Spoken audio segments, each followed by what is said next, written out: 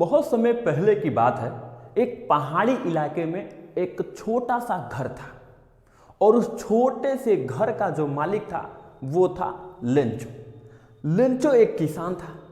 Lencho जो है अपने सुंदर से अपने छोटे से घर में रहता था और जिस घर में लेंचो रहता था वो एक छोटी सी पहाड़ी के ऊपर बना हुआ था।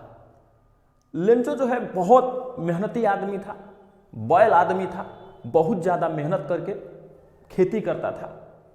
उसके घर से आप अगर खड़े होकर देखते तो आपको पूरा का पूरा कॉर्नफील्ड, नदी, नाले, पहाड़ी, खेत, खलिहान, पूरा जंगल, पूरा वैली, पूरी घाटी आपको वहाँ से दिखाई देती।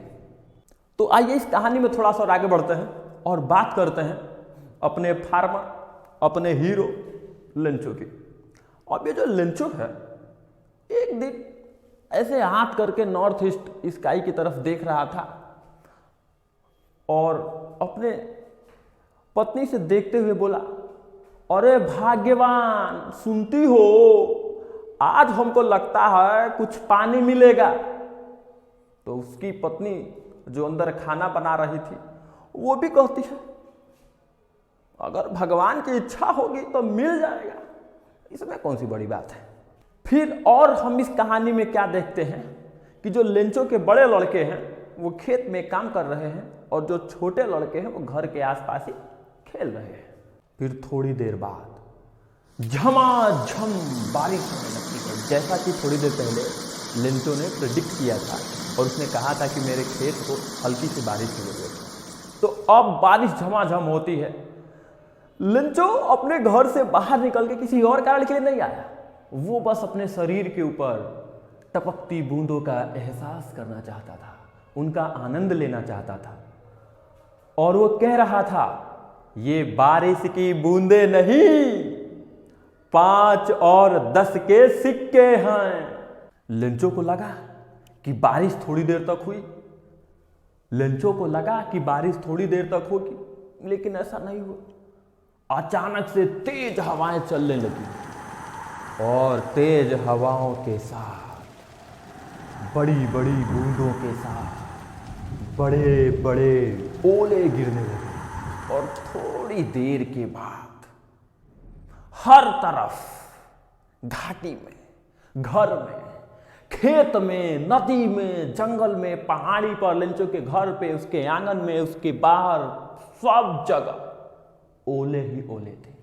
उनको देख के ऐसा लगता था जैसे किसी ने नमक की सफेद चादर बिछा दी हो चारों तरफ। बेचारा लेंचो घर से बाहर निकल के खेत के पास पहुंचता है, अपने खेतों को बड़ा दुखी होकर देखता है, मेरे खेत, मेरे खेत। और अपने बच्चों से कहता है कि जो टिड्डों की महामारी होती है ना, एक काट दू पत्ता पेड़ में छोड़ देती, टहनी छोड़ देती, लेकिन इन ओलों ने तो कुछ भी नहीं छोड़ा, सब बर्बाद कर दी। लेंचो हाथ ऊपर उठा के भगवान से बोला, हे भगवान, ये तूने क्या किया? अब मैं, मेरे बच्चे, मेरा पूरा परिवार, हम क्या खाएंगे? हमारे पास यही एक खेत सहारा था, वो भी चला गया। हम लोग तो भूखे मर जाएंगे, सब खत्म हो जाएगा। लेंचो का पूरा परिवार दुखी था। सिर्फ एक हृदय था जिसमें अभी भी विश्वास बाकी था, और वो हृदय था लेंचो का। लेंचो को भगवान में बहुत यकीन था, वो भगवान में बहुत यकीन करता था। उसने निर्णय लिया कि मैं भगवान को पत्र लिखूंगा। लेंचो ने भगवान को पत्र लिखा। उसने पत्र में लिखा, हे भगवान, मेरे पूरे परिवार को जिंदा रहने के लिए, अगली फसल लगाने के लिए मुझे 100 पेसोज की जरूरत है, 100 पेसोज की जरूरत है। और उसने क्या किया, उस पत्र को लिया, डाकघर पहुंचा और उसमें डाल दिया, घर चला आया। अब कहानी थोड़ी सी और आगे बढ़ती है। उस डाकघर में जो डाकिया था उसने उस डाकघर के बक्से को खोला, उसमें से लेटर निकाला और जैसे ही उसने लेटर को देखा और उस पर लिखा था अ लेटर टू गॉड, वो जोर जोर से हंसने लगा। हमारा जिंदगी में तो ये पहला ऐसा लेटर है जो भगवान के लिए भेजा गया है। अब तो ऐसा लेटर को वो देखो नहीं किया। आइए मालिक को दिखाते हैं। अब वो जो डाकिया है, मालिक यानी पोस्ट मास्टर के पास जाता है और कहता है, अरे सर जरा लेटर देखिए ना, बड़ा इंटरेस्टिंग लेटर आया है।